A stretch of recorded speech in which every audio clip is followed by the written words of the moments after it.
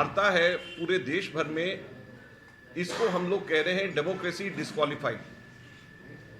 और क्यों हम कह रहे हैं डेमोक्रेसी डिस्क्वालिफाइड, इसको हम विस्तार से समझाने यहां पर आए। और सबसे पहले मैं ये कहना चाहूंगा कि राहुल गांधी जी तो बहाना है, असल में मोडानी को बचाना है। मैं फिर से रिपीट कर रहा हूं, राहुल गांधी जी तो बहाना है, असल में मोडानी को बचाना है। मोडानी मतलब मोदी जी और अडानी दोनों मिल गए हैं और दोनों के दोनों मोडानी बन गए। और अगर आप पूरे की पूरी डेट्स को, जो मैं अभी टाइमलाइन बता रहा हूं, उसको अगर आप समझें तो आपको एकदम से समझ में आएगा कि कैसे राहुल गांधी जी बहाना है और असल में मोडानी को बचाना है।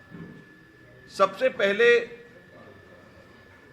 जिसको बेसिस बना करके राहुल जी को डिस्क्वालीफाई किया गया, वो स्पीच 2019 में 13 अप्रैल को कर्नाटक के अंदर दिया गया और उसकी कंप्लेंट फाइल करी गई सूरत गुजरात के अंदर, कर्नाटक में नहीं, सूरत गुजरात में फाइल करी गई। और 7 मार्च 2022 को जो कंप्लेनेंट खुद है, जो बीजेपी का एमएलए है, वो हाई कोर्ट में जाता है और स्टे ले आता है। वो कहता है कि अभी स्टे कर दीजिए, इसके ऊपर कार्रवाई नहीं होनी चाहिए। हाई कोर्ट स्टे दे देती है। ये स्टे लिया जाता है 7 मार्च 2022 को, एक साल पहले। अभी चल रहा है आपका मार्च 2023, तो 7 मार्च 2022 को स्टे लिया जाता है। राहुल जी 7 फरवरी 2023 को, 7 फरवरी पिछले महीने, एक प्रश्न उठाते हैं लोकसभा के अंदर और पूछते हैं कि अडानी जी का और मोदी जी के क्या संबंध है। जैसे ही मोडानी के संबंध की चर्चा करते हैं 7 फरवरी को, एक हफ्ते के बाद में वो आदमी हाई कोर्ट फिर चले जाता है और कहता है कि मेरा जो स्टे दिया हुआ है उसको आप वापस कर दीजिए। अब मैं स्टे मत दीजिए, उसके ऊपर उसको वापस कर दीजिए। वो स्टे उसको वापस कराता है और कोर्ट के अंदर जाता है और बिजली की गति से, यहां पर सालों साल नहीं बल्कि 10-20 साल कोर्ट में केसेस लगे रहते हैं, कोई फैसला नहीं होता। ये 16 फरवरी को स्टे वेकेट होता है और उसके बाद में जाकर के 1 महीने के अंदर अंदर फैसला आ जाता है।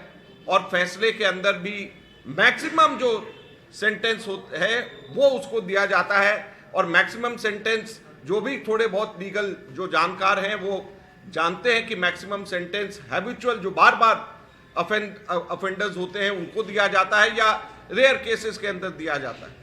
लेकिन ये इसलिए ये दिया जाता है ताकि 2 साल में से अगर एक दिन भी अगर कम होता तो राहुल गांधी जी डिस्क्वालीफाई नहीं हो सकते थे।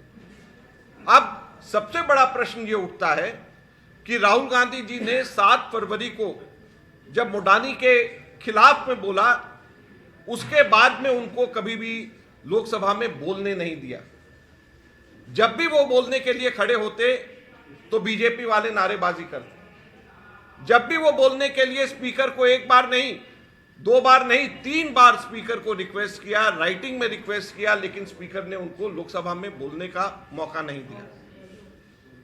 तो अब मैं आप लोगों के माध्यम से हम जनता से पूछना चाहते हैं कि राहुल गांधी जी डिस्क्वालीफाई हुए हैं या डेमोक्रेसी, लोकतंत्र डिस्क्वालीफाई हुआ?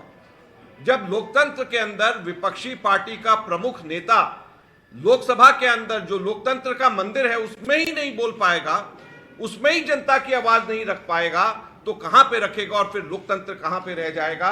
कैसा लोकतंत्र रह जाएगा?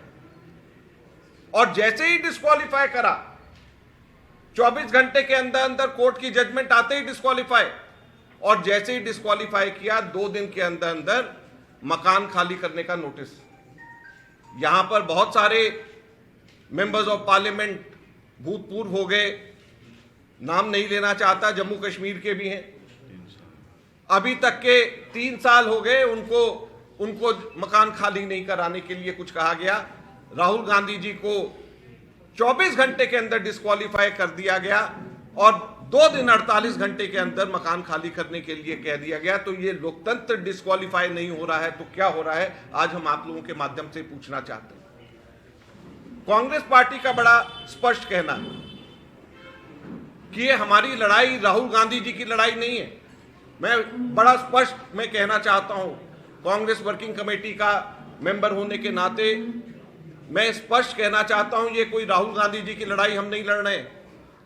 हम लोकतंत्र की लड़ाई लड़ रहे हैं। हम पार्लियामेंट से जेपीसी को स्थापित करने की लड़ाई लड़ रहे हैं। हम लोकतंत्र की लड़ाई लड़ रहे हैं, पार्लियामेंट से जेपीसी स्थापित करने की लड़ाई लड़ रहे हैं। हम हमारे देश के 30 करोड़ एलआईसी के जो निवेशक हैं, जिनका 44,000 करोड़ रुपया अडानी के अंदर अडानी कंपनी में इन्वेस्ट करने की वजह से नुकसान हो गया, हम उनकी लड़ाई लड़ रहे हैं। हम उन निवेशकों की लड़ाई लड़ रहे हैं जिनके 10.5 लाख करोड़ रुपया स्टॉक एक्सचेंज के अंदर, जिन्होंने अडानी के स्टॉक में जिन्होंने लगाया था, और 2 हफ्ते के अंदर अंदर 10.5 लाख करोड़ रुपए का नुकसान जिनको हुआ, हम उन छोटे निवेशकों की लड़ाई लड़ रहे हैं। हम उन डिपॉजिटर्स की लड़ाई लड़ रहे हैं जो सरकारी कर्मचारी का ईपीएफओ के अंदर, एम्प्लॉयज प्रोविडेंट फंड ऑर्गेनाइजेशन के अंदर पैसा जमा है, और ईपीएफओ ने निफ्टी 50 में अडानी को डालने की वजह से उसके अंदर एंटरप्राइजेस उसके अंदर इन्वेस्ट किया हुआ है। हम ईपीएफओ वालों की लड़ाई लड़ रहे हैं, प्रोविडेंट फंड के, जहां पे पेंशन फंड के पैसे जमा होते हैं, उनकी हम लड़ाई लड़ रहे हैं। तो बड़ी स्पष्ट बात है कि हम लड़ाई राहुल गांधी जी की नहीं, हम लोकतंत्र की लड़ाई लड़ रहे हैं। हम जेपीसी स्थापित करने की लड़ाई लड़ रहे हैं। हम भ्रष्टाचार दूर करने की लड़ाई लड़ रहे हैं। हम अडानी के एंटरप्राइजेस को किस तरीके से सरकार ने मदद करी, मोनोपोलीज किस तरीके से स्थापित करी, हम उसकी लड़ाई लड़ रहे हैं। एलआईसी के 30 करोड़ निवेशक पॉलिसी धारक, हम उनकी लड़ाई लड़ रहे हैं। स्टॉक एक्सचेंज के अंदर जो छोटे छोटे जिन लोगों ने इन्वेस्टमेंट करी हुई है, जिनका पैसा डूब गया 2 हफ्ते के अंदर अंदर, हम उन लोगों की लड़ाई लड़ रहे हैं। ईपीएफओ में जिनका पैसा जमा होता है पेंशन फंड के अंदर, हम उनकी लड़ाई लड़ रहे हैं। तो हम इन सभी लोगों की लड़ाई लड़ रहे हैं। हम भ्रष्टाचार के खिलाफ लड़ाई लड़ रहे हैं, बेरोजगार के खिलाफ लड़ाई लड़ रहे हैं, ये हम लोग कहना चाहते हैं। एक चीज और मैं अंत में कह करके आप लोगों के सवालों का जवाब दूंगा कि जब 2 बार 1992 में नरसिम्हा राव जी के समय, 2001 में अटल बिहारी वाजपेयी जी के समय जेपीसी बन सकती थी, तो अब क्यों डर रहे हैं मोदी जी? मेजॉरिटी इनकी है, तो अब जेपीसी क्यों नहीं बनाने देना चाहते? Subscribe to our YouTube channel News DNN by clicking the bell icon. Don't forget to like, comment and share.